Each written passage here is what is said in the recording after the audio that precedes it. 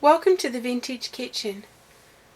You'd be forgiven for thinking it's summer here in Australia at the moment, so to celebrate our fantastic weather I'm going to show you how to make a very festive summery dessert.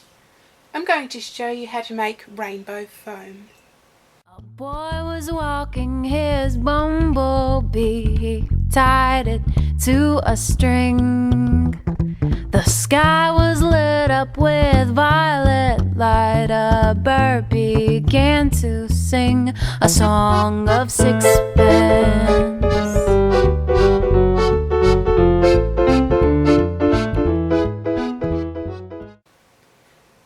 For this recipe, you'll need pretty much nothing more than boxes of jelly.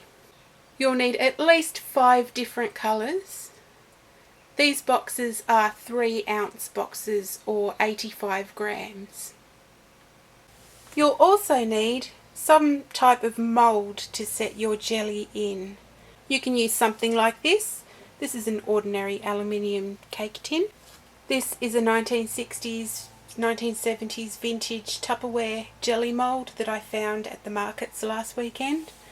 These are pretty common on eBay. I bought this for $6. They usually sell for around that or a little bit more on eBay. Or if you don't want to worry about taking the jelly out of the mould or buying a special mould, you can present it in nice tall straight glasses.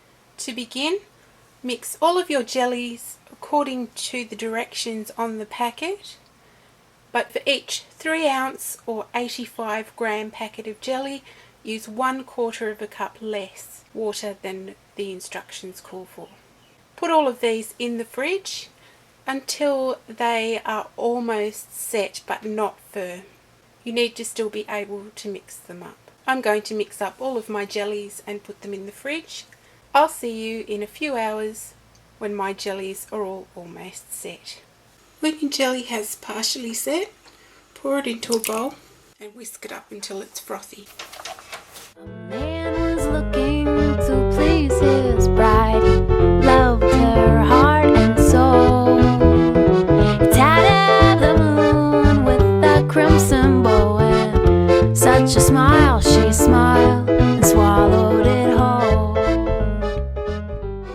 If you find that the jelly has set too much to whisk, put the bowl in some hot water for a couple of seconds to melt it. Spoon the first colour of jelly into your glasses or pour it into your mould. Try not to get any on the edge of the glass like I just have.